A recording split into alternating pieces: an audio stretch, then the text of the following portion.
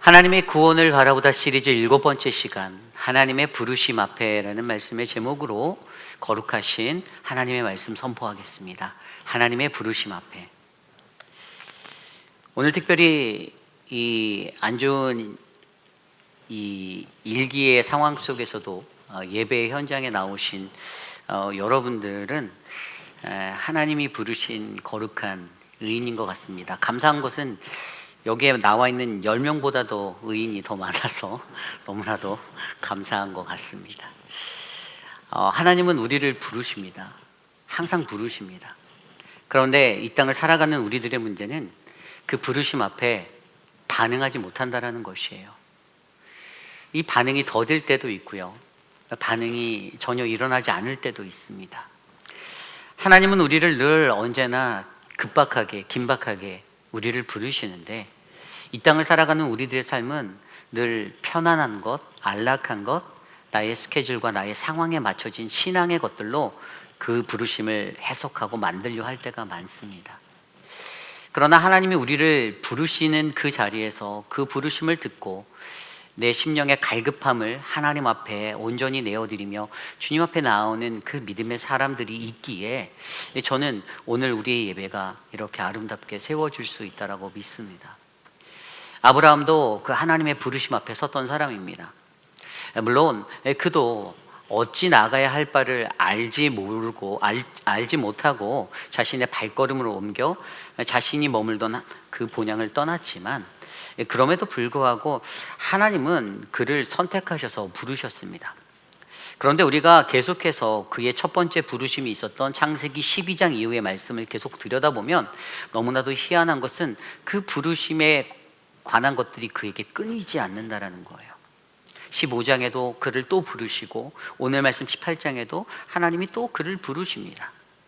그러시면서 공통적으로 보여지는 한 가지가 있는데, 그것은 하나님은 그 부르심을 통해 그에게 주시고자 하였던 그 언약과 약속을 계속해서 반복적으로 재확인시켜 주시고 계시다라는 것을 우리는 말씀 속에서 발견하게 되죠. 여러분, 우리가 이것을 들여다볼 때 우리가 기억해야 하는 한 가지는요, 하나님이 우리를 부르시는 그 이유가 있습니다. 매 순간마다 우리를 부르시는 이유는 우리가 너무나도 연약하여서 하나님의 부르심에 부어주시고자 하는 그 언약을 우리가 잊고 자꾸만 그 부르심에서 벗어난 삶의 자리로 벗어나려 할 때 하나님은 다시 우리를 제자리로 불러놓기 위해서 우리에게 이 부르심의 용법을 사용하여 우리를 불러주시고 계신다라는 것입니다. 그래서 여러분, 오늘 우리는 창세기 18장 16절에서 33절까지의 말씀을 통하여서 하나님의 이 부르심 앞에 과연 아브라함이 어떠한 반응을 하고 있는가, 어떻게 그와 함께하는 가족들에게 그 부르심의 것들을 소명하고 그 부르심의 것들로 그 가족을 이끌고 있는가, 오늘 우리는 그것을 하나님의 말씀을 통하여 함께 깊이 있게 묵상해 보려 합니다.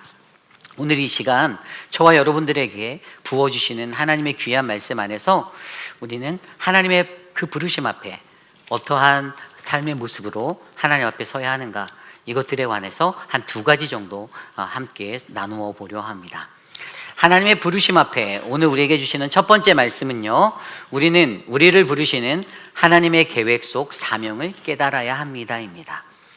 우리는 우리를 부르시는 하나님의 계획 속 사명을 깨달아야 합니다. 오늘 말씀 16절 말씀을 들여다보면 16절 말씀은 이렇게 시작합니다. 그 사람들이 거기서 일어나서 소돔으로 향하고 아브라함은 그들을 전송하러 함께 나가니라. 아멘. 여기에서 우리가 이 말씀이 어제 본문과 이어지고 있는 것을 우리는 발견할 수 있죠. 여러분, 어제 말씀 속에서는요, 아브라함에게 하나님께서 환대의 영성에 관해서 가르쳐 주셨어요. 환대의 영성을 가져야 한다라는 그것을 말씀으로 알려주셨는데, 그런데 그렇게 알려준 그 자리에 그들의 반응이 어떻게 나타났습니까? 아브라함은 아무 말이 없어요. 아마 그 하나님의 음성을 바르게 들었던 것 같아요. 환대하는 그의 모습을 통해 환대의 영성을 알려줬는데, 그때 그 마지막 단계에서 듣게 되었던 복음을 듣는 자리에서 약간 그들의 길이 엇갈려요. 아브라함은 그것들을 바르게 듣고 움직이는 그 부르심 앞에 선 자가 되었지만, 사라는 그것을 속으로 웃는 것으로 표현하며 나아갔던 그 삶의 자리로 보여지게 되었습니다. 왜 그랬죠? 어제 말씀을 들여다보면 사라는요, 믿지 않았기 때문에, 좀 더 정확히 얘기하면 자신을 꿰뚫어 보고 있는 하나님, 나의 민낯을 들여다보는 나의 존재가 드러나게 되는 그것 때문에, 그 두려움 때문에 사라는 그것들에게 바르게 반응하지 못하고 오히려 속으로 웃는 그러한 반향의 반응을 일으키게 되었다는 것입니다. 그러한 이야기가 있은 후에 바로 오늘 구절이 이어지는, 오늘 말씀이 이어지는 것이 바로 16절의 말씀이었어요. 그런데 여러분, 이 16절에 읽었던 말씀에 보면 그가 마주했던 환대하였던 그 세 사람을 영접해서 떠나보내고 전송하러 나가고, 그리고 나서 17절에 이러한 말씀이 이루어집니다. 17절입니다. 여호와께서 이르시되 내가 하려는 것을 아브라함에게 숨기겠느냐. 아멘. 아니, 갑자기 이 말이 무슨 말일까요? 하나님이 말씀하십니다. 아브라함에게 내가 하려는 내 계획을 알려주는 게 안 되니? 라고 이야기하시는 거예요. 여러분, 하나님은요, 저와 여러분들에게, 우리에게 언제나 그분의 뜻을 나타내시는 하나님입니다. 우리는 이것을 성경적인 용어로 계시라고 말을 하죠. 하나님은 계시의 하나님이세요. 어떠한 상황을 통해서, 누군가를 통해서, 또 어떠한 환경 속의 예배의 말씀을 통해, 또 우리가 기도할 때 어떤 기도의 묵상에 찾아오는 하나님의 어떤 성령의 은혜로 우리는 하나님의 계시를 느끼고 받습니다. 그런데 하나님의 계시를 받는 우리들에게 많은 사람들이 이 계시를 받았을 때 이것을 어떻게 이해하는가, 이것이 굉장히 중요한데, 오늘 아브라함에 대해서 이야기할 때 내가 하려는 것을 아브라함에게 숨기겠느라는 이 17절의 구절을 통해 우리에게 강조하고 있는 것은요, 하나님께서는요 언제나 우리를 부르시고 하나님의 그분의 어떤 계획과 그분의 것들을 우리에게 나타내 주시는데, 그것을 통해서 하나님이 하고자 하는 목적이 담겨져 있다는 것을 우리가 이해해야 한다는 것이죠.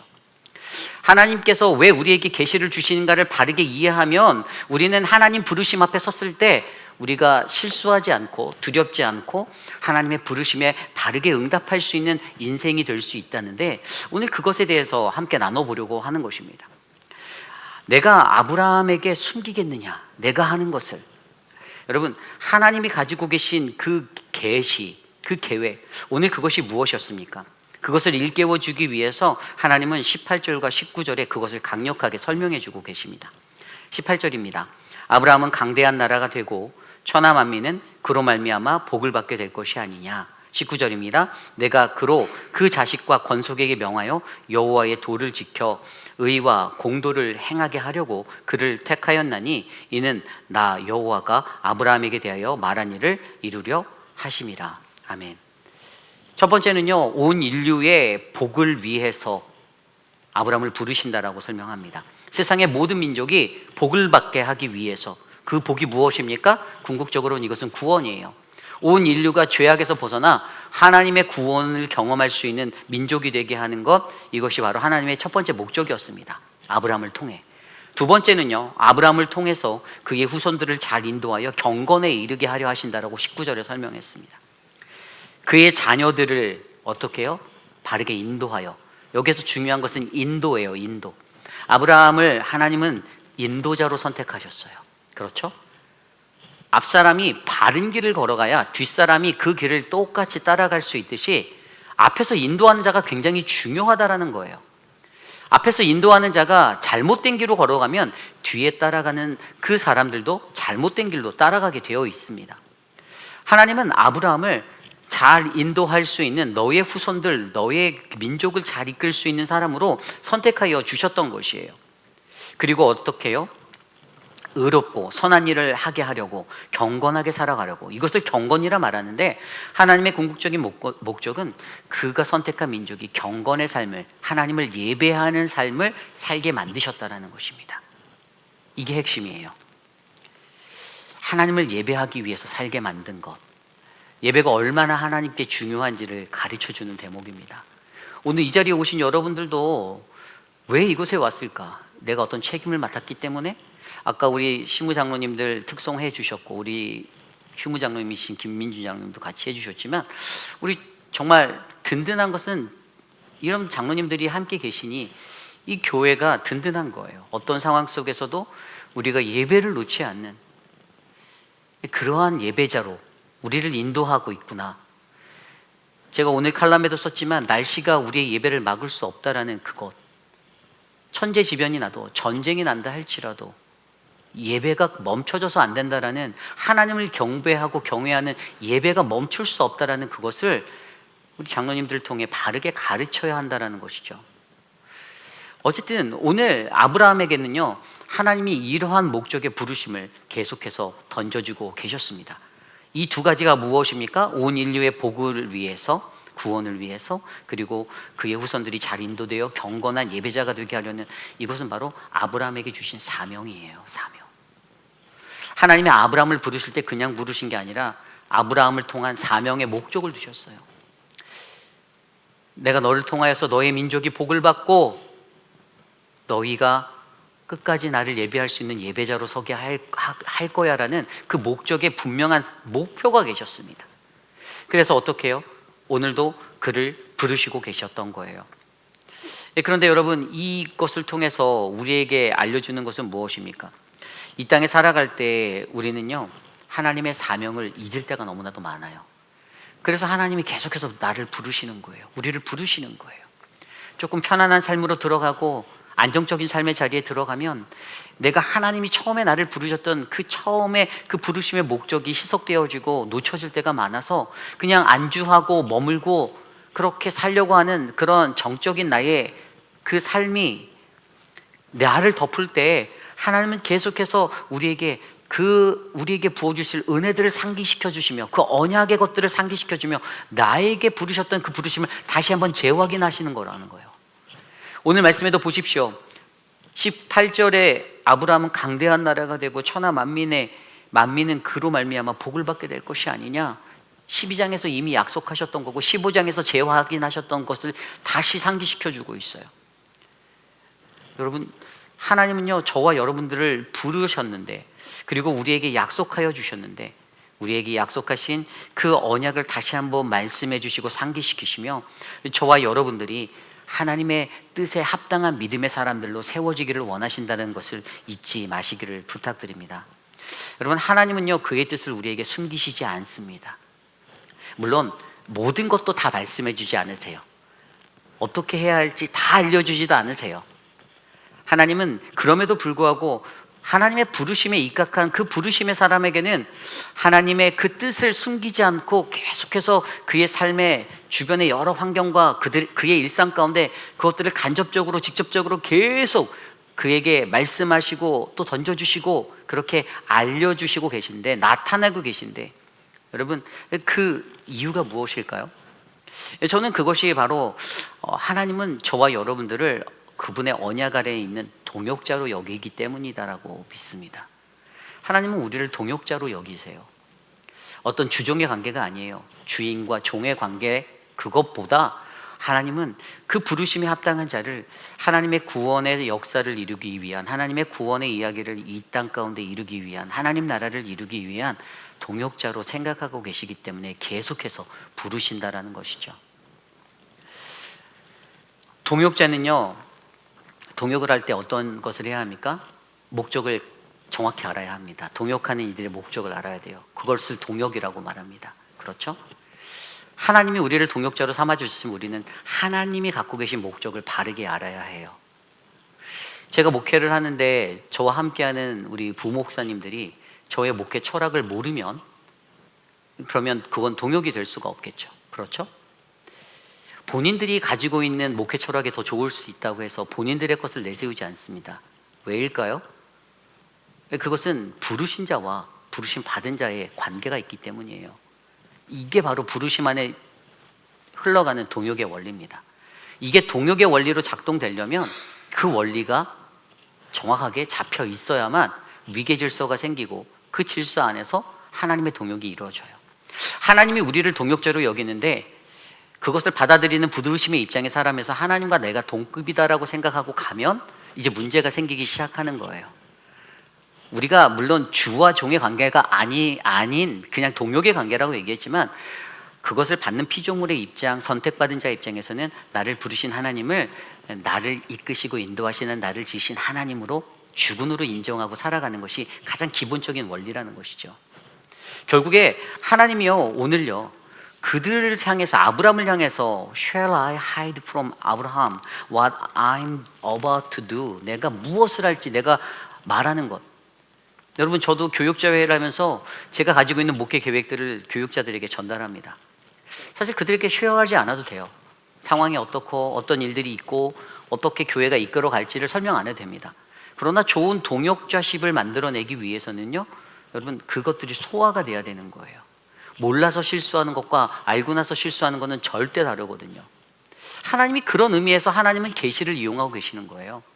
하나님이 나타내시는 계시의 것들을 통해서 그가 가지고 계시는 그 구원의 목적, 인류를 향한 온 세계 만민을 모두를 구원하겠다는 온 인류의 복을 위해서 너의 후손들이 나를 올바르게 예배하는 예배자로 너가 인도해 줘라는 그 목적을 위해서라는 그 뜻을 간접적으로 직접적으로 계속해서 아브라함에게 나타내고 계시하고 계셔서 오늘 너가 이 부르심 앞에 설 때 너는 너의 삶 가운데 잊혀져 버린, 너의 환경 때문에 지워져 버린 그러한 너의 사명, 너를 부르시는 하나님의 그 계획 속의 이 사명을 너가 다시 한번 깨닫고 회복해라 라는 의미로 오늘 하나님이 인도하고 계신다라는 사실을 저와 여러분이 믿으셔야만 합니다. 아브라함에게 하나님은 그러한 의미로 계시하고 나타나고 계시는 겁니다. 어떠한 삶의 속에서도 여러분, 사라는 믿지 않았어요. 사라는 속으로 웃었습니다. 내가 어떻게 잉태하리까? 말도 안 돼요. 아브라함은 믿었던 것 같아요. 아주 힘이 흐릿하게 믿었던 것 같아요. 왜냐하면 거기에 대해서 털을 달진 않았어요. 그러나 오늘 말씀 속에서 우리에게 계속해서 이야기해 주시는 그 한 가지는 하나님이 우리에게 그의 계획을 알려주시는 거. 왜 알려주실까? 왜 하나님이 이것들을 나에게 자꾸만 보여주실까? 거기에는 반드시 이유가 있다라는 것, 하나님의 복음의 그 목적에 합당한 자로 우리를 다시 한번 회복하고 우리의 사명을 새롭게 하고 깨닫게 하고 잊지 않게 만들고 생각나게 해서 우리를 주님의 거룩한 길로 인도하시려는 그 복음의 역사가 있음을 저와 여러분들이 믿으시기를 바랍니다. 제가 예전에 대학교 4학년 1학기 때 전에도 말씀드렸지만 카자흐스탄에 단기 선교를 갔습니다. 그때 제가 했던 것은 단 하나밖에 없습니다. 대학교 1학년 때 수많은 단기 선교의 현장으로 여름마다 떠나가는 그 CCC의 그 훈련하는 그 학생들 앞에서 나도 4년 중에 한 번은 단기 선교라는 것을 가보고 싶습니다. 내가 언젠가는 가겠습니다라는 그 약속을 한 것을 지키기 위해 저는 그것을 했어요. 근데 단기 선교 처음으로 비행기를 탔던 때가 저는 바로 그때였거든요. 대학교 4학년 때 처음 인생의 첫 비행기를 탔던 것이 카자흐스탄 행이었습니다. 그런데 제가 그 땅에 갔을 때 하나님은 3주의 시간 동안에 시골 마을에 들어가서 샤말간이라는 마을에 들어가서 그들에게 여름 성경 학교를 하고 코리안 페스티벌을 하고 전도를 하고 3주 동안 그 현지인들과 뒤섞여 사는 시간 속에서 하나님이 제게 또 다른 부르심을 주셨어요. 그것은 지금 이곳에 도움의 손길이 필요하니 너가 올래라는 음성이었습니다. 제가 어떻게 했을까요? 제가 이렇게 말하는 것은 제가 그것에 순종했겠죠. 저는 돌아가자마자 학교를 바로 휴학하고 다시 3주 만에 카자흐스탄으로 2년 동안 들어가서 스틴스로서의 선교 훈련을 받았습니다. 수중에 돈도 없었어요. 그냥 한 학기, 마지막 학기 등록금 있는 거 들고 비행기표 사고 그러고 들어갔고요. 개인 후원자들을 개발해서 아는 분들, 교인분들이 매달 5만 원씩 그렇게 후원해 주시는 분들이 몇 분 계셔서 그냥 한 달에 생활비 5만 원으로 그 스틴스가 1년에 800만 원에 그걸 내야 되거든요. 그 스틴스 훈련비를, 그것들을 다 메이크업하고 생활을 하고 비행기 값을 마련해서 돌아올 수 있을 그 모든 것들을 하나님이 다 채워주시는 것을 경험하게 되었습니다. 제가 이 말씀을 드리는 이유는요, 여러분, 하나님의 부르심, 저에게 그때 왜 하나님이 그 마음을 주셨을까라는 생각을 해보게 되었습니다. 아마 제가 그때 그것에 순종하지 않고 카자흐스탄에 단기 선교를 가지 않았더라면 저는 아마 이 자리에 없을 거예요. 저는 그때 카자흐에 갔고 그리고 또 그곳에서 주셨던 그 마음에 즉각적으로 순종하여 장기간의 스틴스의 시간으로 훈련을 받게 된 그 자리에서 내가 한국에 돌아가서 신학을 공부해야겠다라는 마음을 먹고 돌아오게 되었고요. 그리고 신학대학원에 입학하여 공부를 하게 되었습니다. 그 후에 자연스럽게 저는 그 공부를 마치고 이제 그때부터 이제 마음에 품었던 어떤 이방 나라들에 대한 선교적인 마음으로 이 미국 땅으로 올 수 있는 기회를 얻게 되고 이곳에 오게 되었던 것이죠. 어쨌든 여러분, 중요한 것은요, 우리는 우리의 일상 속에서 하나님이 우리를 위해 계획해 놓으신 그 계획이 펼쳐져 있는데, 우리가 그 계획들 가운데 하나님의 부르심이 있음에도 하나님의 계획을 순종하지 못하고 따라가지 못할 때가 너무나도 많다라는 겁니다. 하나님이 계속해서 우리를 부르고 계시는데, 너가 너무나도 이곳에 필요한데, 누구누구야, 너가 이 사역을 감당해 줘야 하는데, 너가 우리 교회에서 이런 것들을 꼭 해줘야 하겠는데 라고 말하는데도 우리는 우리의 삶과 우리의 환경을 여러 가지 이유로 대며 하나님 다음에 하겠습니다라는 그런 익스큐즈를 구할 때가 많다라는 사실이에요. 그러므로 여러분, 오늘 우리에게 중요한 이 한 가지는요, 하나님이 우리를 부르시는 그 부르심 앞에 우리는 하나님의 계획 속의 사명을 깨달을 수 있는 그 믿음의 은혜가 저와 여러분들에게 채워지기를 간절히 기도합니다. 그러한 믿음의 삶이 우리 안에 펼쳐져서 하나님이 부르신다라면, 주님 내가 기꺼이 드리겠습니다, 주님 내가 기꺼이 주님 앞에 나아갑니다라고 헌신하는 아름다운 저와 여러분, 우리 모두의 삶이 우리가 사는 이곳에서 아름답게 펼쳐지기를 간절히 소망합니다. 이것이 바로 오늘 말씀의 첫 번째, 하나님의 부르심 앞에 우리는 우리를 부르시는 하나님의 계획 속 사명을 깨달아야 합니다입니다. 아멘. 오늘 마지막으로 두 번째, 하나님의 부르심 앞에 두 번째 우리에게 주신 하나님의 말씀은요, 우리는 하나님의 부르심 앞에 아마드의 신앙으로 서야 합니다입니다. 우리는 하나님의 부르심 앞에 아마드의 신앙으로 서야 한다. 오늘 말씀 20절 이후에 보면요, 20절부터 21절까지는 여호와께서 그렇게 부르셨던 아브라함에게 소돔을 방문할 거라는 그 나타내심의 계심을 말해주고 있는 거예요. 그 땅의 죄악의 심이 무거워서 내가 직접 그곳에 내려가서 내가 직접 그들을 경험해 보겠다, 하나님이 직접 그들이 어떻게 살고 있는지 내가 삶으로 체험해 볼게 라고 말하며 아브라함에게 이야기해 주고 있습니다. 마지막 21절 후반부에 보면 내가 보고 알려 하노라. 이 알다라는 게 히브리어 야다를 써서 직접 경험해 보시고 체험해 보고 그들이 도대체 소돔과 고모라의 사람들이 어떠한 죄악의 현실에 있는지를 내가 직접 확인해 보겠다라고 말씀하시는 하나님의 음성을 아브라함이 듣게 되었습니다. 그리고 나서 22절 이후에 이 이야기를 들었을 때, 하나님의 심판의 메시지가 그에게 들려왔을 때, 소돔과 고모라의 죄악이 너무 커서 저들이 하나님의 심판을 받을 것 같은 그러한 그 상태에 놓여진 것을 인지한 아브라함이 어떻게 합니까? 하나님 앞에 긍휼과 자비를 호소하고 하나님 앞에 기도하는 그의 중보의 이야기가 그 뒤에 22절부터 오늘 말씀 33절까지 이어지고 있는 것이에요. 그런데 여기서 굉장히 중요한 한 가지가 있습니다. 22절입니다. 그 사람이 거기서 떠나 소돔으로 향하여 가고 아브라함은 여호와 앞에 그대로 섰더니. 아멘. 하나님의 부르심이 있었습니다. 하나님의 메시지가 있었어요. 그 계시가 들려왔을 때 아브라함이 취했던 방법이, 모션이 뭡니까? 여호와 앞에 그대로 섰더니라고 말하고 있습니다.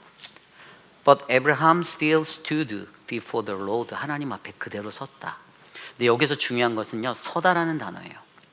여기서 말하는 서다가 히브리어로 아마드입니다. 아마드. 서다, 일어서다, 버티다, 자리를 지키다.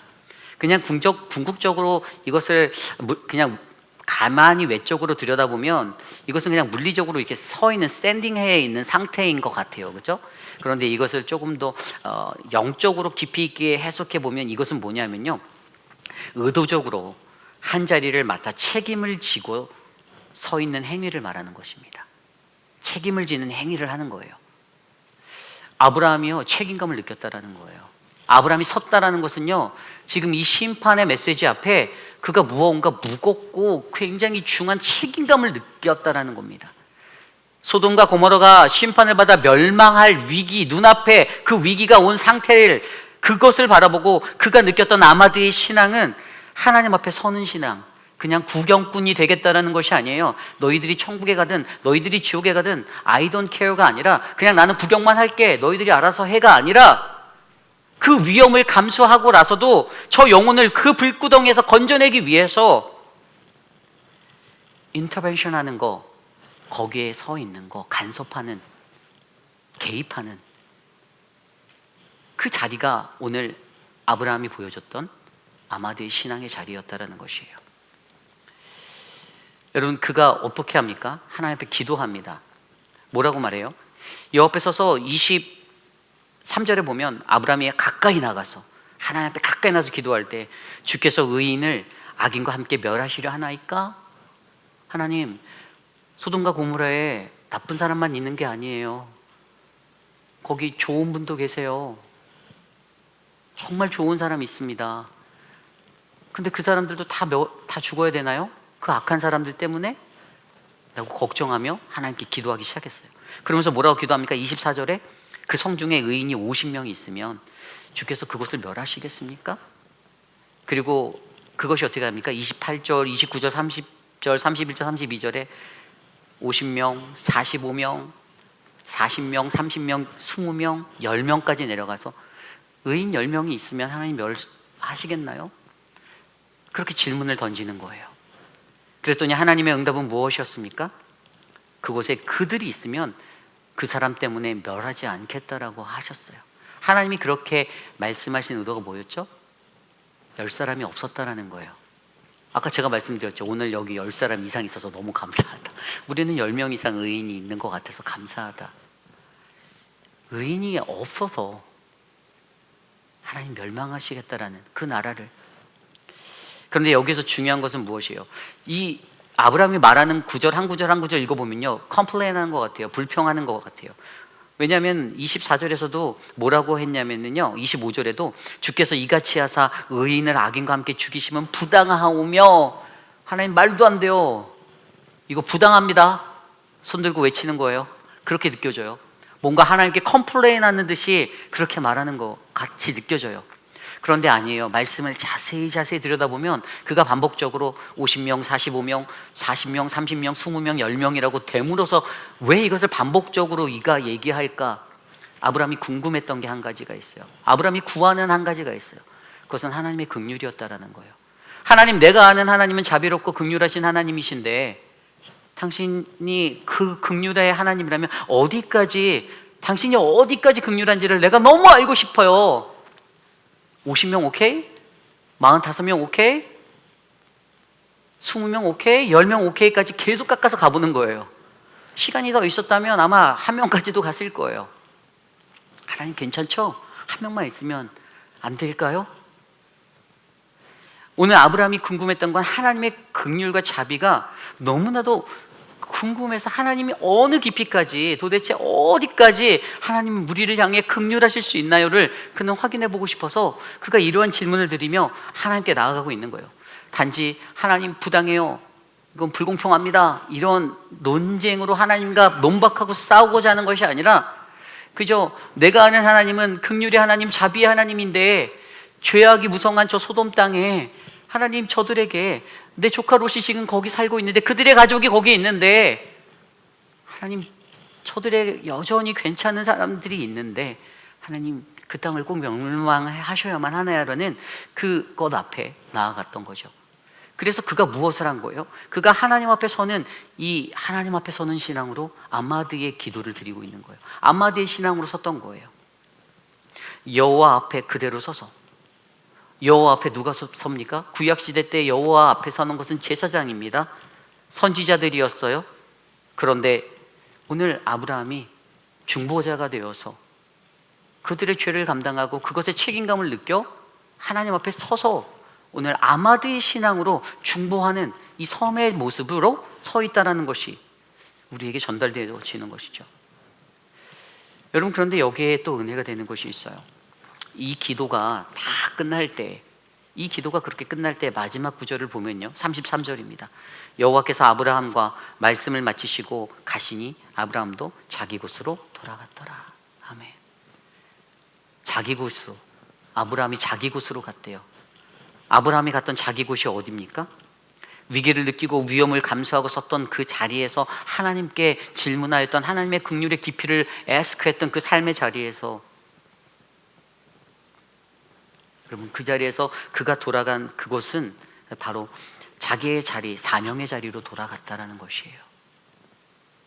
하나님이 그를 부르셨던, 그에게 주셨던 사명의 자리, 복의 근원이 되겠다, 복을 끼치는 자가 되게 하겠다, 너희의 민족에게, 너희의 자손들에게 내가 하나님, 내가 나의 본연의 자리로 돌아가 내가 이 아마드의 중보를 놓지 않겠습니다. 주님, 내가 그곳에서 내가 이 중보자로 서서 내가 스탠딩해서 여기에서 아마드해서 구경꾼이 아니라 내가 그 자리를 지켜낼 수 있는 그 한 사람으로 그렇게 서겠습니다. 그래서 오늘 특별히 이곳에 오신 분들이 저는 그 아마드의 신앙으로 여러분들의 책임을 다해 여러분의 자리를 지켜주신 분들이라고 믿는 겁니다. 세상의 많은 사람들은요, 상황과 환경 속에서 우리들의 신앙을 얘기할 때가 많아요. 사실 제가 어제 오늘 굉장히 고민했던 것 중에 한 가지가, 저는 개인적으로 예배를 패하는 것을 굉장히 어려워하는 사람입니다. 저는 예배가 사라지면 안 된다라고 고집하는 한 사람 중에 한 명이에요. 제 목회 철학입니다. 많은 사람들은 뭐 이웃교회에서 뭐 클로즈를 미리 발표해서 했네 뭐 해도, 저는 여러분 어차피요 눈이 막 내리면요 우리가 공지 안 해도 안 올 분들은 알아서 안 옵니다. 그렇지 않나요? 그런데 하나님이 갈급한 자는요 어떻게 되든 와요. 그래서 제 믿음의 논리는, 목회자인 저는 그냥 그 자리에 서 있으면 된다가 제 논리예요.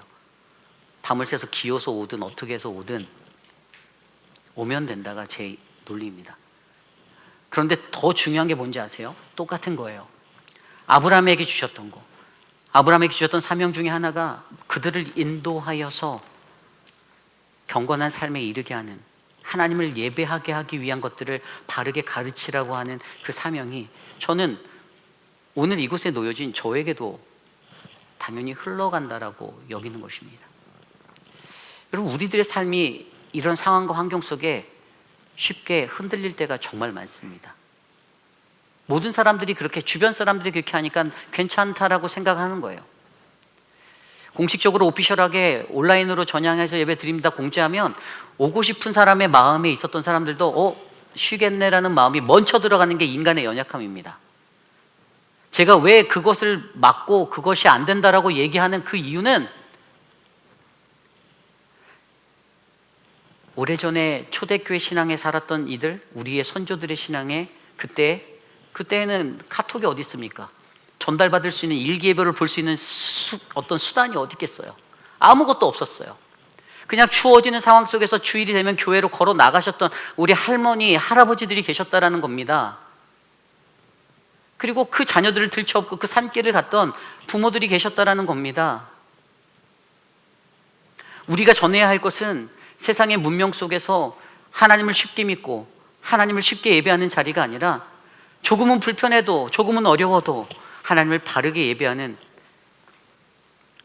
그들의 후손들이, 자녀들이 그들을 잘 인도하여서 하나님을 경건하게 하나님 앞에 경건하게 살 수 있는 참된 예배자로 세우는 것이 바로 오늘 이곳에 있는 우리들에게 부어준 사명이라는 것이죠. 여러분, 저는 그러기에 우리 교회에 하나님의 부르심 앞에서 저와 여러분 한 사람 한 사람이 이 아마드의 신앙으로 서시기를 원합니다. 우리의 책임의 자리를 지켜내 주셔서 오늘 오신 시무장로님들 너무 감사하죠. 사실 저도 와봤는데 뭐 이렇게 죽을 만큼의 길은 아니에요. 저는 새벽에 6시 반에 나왔거든요. 죽을 만큼의 자리는 아니었습니다, 길이. 물론 그것을 인정 안 하는 게 아닙니다. 위험하다고 느끼시면 위험할 수 있어요. 하지만 저거보다 더 위험한 거 훨씬 더 세상에 많았습니다. 저거보다 더 큰 폭설 훨씬 더 예전에 많았습니다. 우리가 저거보다 더 큰 팬데믹도 지나왔습니다. 하나님을 예배하는 것을, 세상의 그 어떤 것도 우리를 막을 수가 없어요. 온라인으로 예배하고 있지만, 온라인으로 예배 드리지만, 그러나 목회자인 저의 마음속에서는 한 영혼이라도 하나님 너무 만나고 싶어서 주의 존전으로 달려나오는 그 믿음의 사람들이, 아마드의 신앙을 가진 믿음의 사람들이, 이곳에 책임감 있는 신앙의 사람들이 많아지는 것이 바로 저의 꿈입니다. 오늘 저와 여러분들에게 하나님이 말씀하고 계십니다. 하나님의 부르심 앞에서 우리는 그 부르심 앞에 아마드의 신앙으로 우리에게 맡겨준 그 책임의 자리를, 내가 위험을 감수하고 그 사이에 선 그 책임의 자리를 나는 잘 감당하고 있는가? 우리 회빛 한인 장로교회에 이런 신앙의 인들이 더욱더 많아지는 아름다운 은혜가 가득하여지기를 간절히 축복합니다. 이제 말씀을 정리하고자 합니다. 하나님의 구원을 바라보는 것, 여러분, 이것은 굉장히 어려운 것입니다. 하나님의 구원은 우리에게 그냥 주어져서 내가 획득해서 끝난 이야기가 아닙니다. 내가 하나님의 구원을 얻었다라고 예수를 믿는 순간 내 마음에 찾아왔다라면 우리의 삶은 이 구원을 완성하고 구원을 이루기 위해서 여전히 구원의 여정의 길들을 걸어야 합니다. 그 길에는 거센 풍파가 불어오고 눈보라가 몰아치고 때로는 우리를 힘들게 하고 절망시키고 좌절시키는 어려움에 서게 만들 때도 너무나도 많이 있습니다. 때로는 사라가 가졌던 두려움, 내 존재가 민낯처럼 드러나는 그 두려움의 환경 가운데 아니에요, 나 웃지 않았어요 라고 말하며 하나님의 그 부르심을 외면하고 피하고자 할 때도 있을 겁니다. 그러나 여러분, 하나님이 우리에게 오늘, 내일 계속해서 매일의 삶에 불러주시는 그 이유를 다시 한번 깊이 있게 생각해 보시고 오늘도 나를 부르시는 그 하나님 앞에 주님, 내가 여기 있습니다. 주님, 나를 사용하시고 나를 보내시고 어떠한 시련 속에서도 하나님의 은혜가 충만한 하나님의 구원을 경험한 믿음의 백성이 하나님 내가 되게 하옵소서. 나를 통하여 나의 가정이, 나의 자녀가, 나와 함께하는 모든 족속이 주님의 구원에 서도록 하나님 이 사명을 내가 깨닫게 하옵소서. 함께 기도하며 나가는 우리 회입비라는 장로교회 모든 성도님들이 되시기를 간절히 기도드립니다. 이 시간 모두 자리에서 일어나서 오늘 주신 말씀을 놓고 함께 찬양할 때 우리 보내소서, 주님 나를 택하사 함께 이 찬양 드리며 나아가고 우리 축도로 예배 마치겠습니다.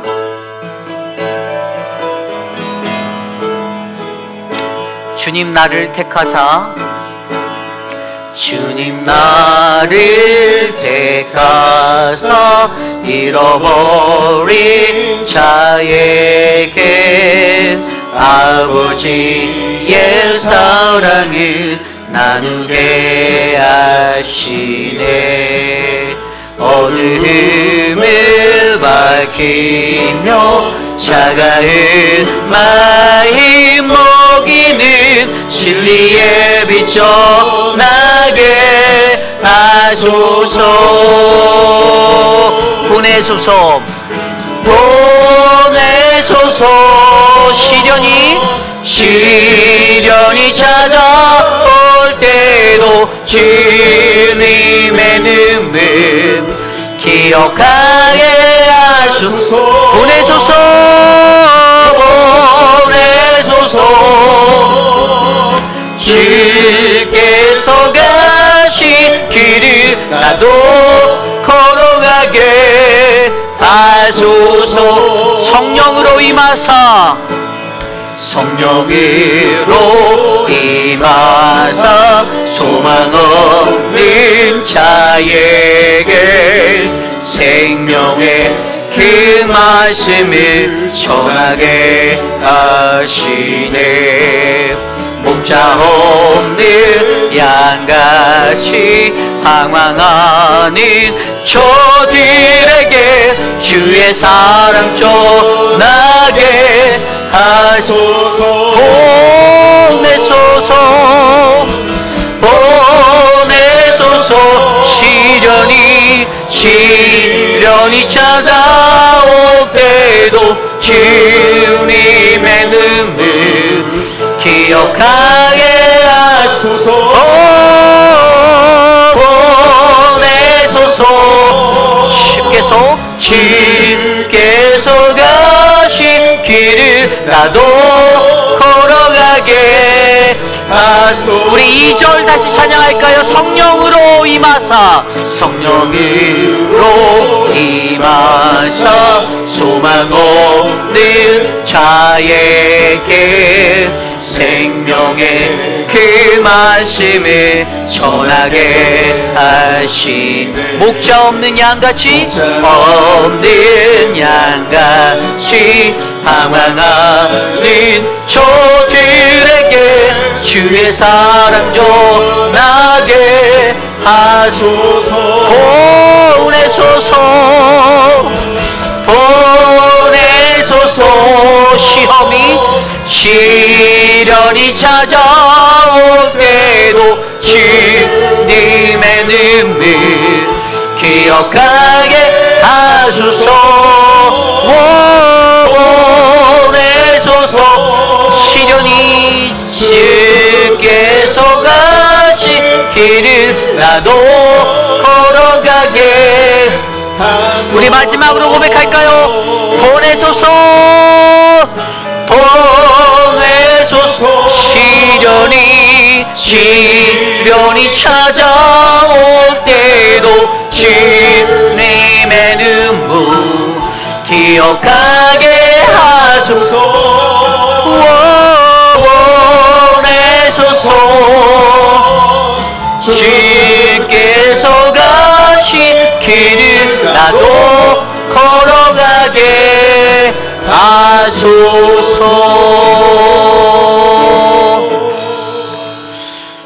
참으로 존귀하신 하나님 아버지, 주님의 크신 은혜에 감사드립니다.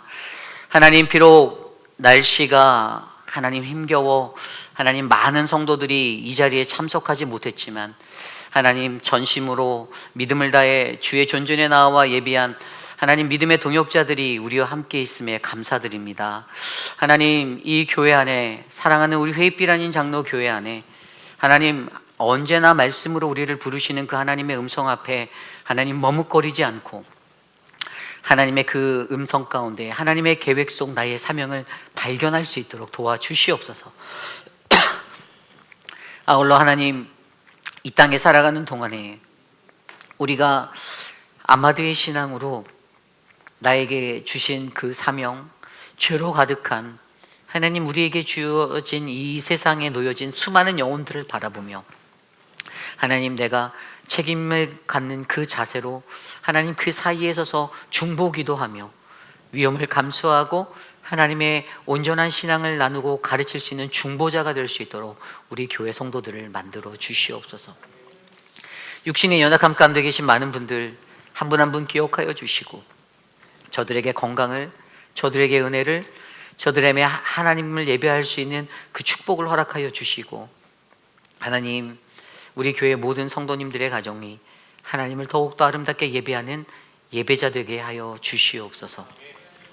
지금은 우리 구주 예수 그리스도의 무한하신 은혜와 그 크신 하나님의 사랑하심과 성령 하나님의 감화 감동 교통하심의 역사가 거룩하신 하나님 앞에 나와 예배하는 믿음의 백성들, 하나님 나를 부르시는 그 음성을 듣고 내가 반응하여 하나님 앞에 서기 원하는데 여전히 많은 것들이, 나의 환경과 나의 삶의 자리들이 내 발목을 붙잡고 나를 머뭇거리게 할 때 주님, 어렵고 힘들지만 하나님, 나는 주님의 계획 속에 사명을 발견하고 아마드의 신앙으로 하나님 책임감을 가지고 위험을 감수하고 이 자리에 서겠습니다. 이 사이에 서겠습니다.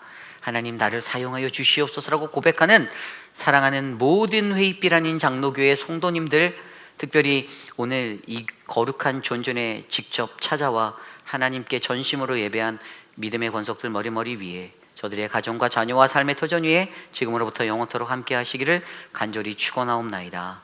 아멘.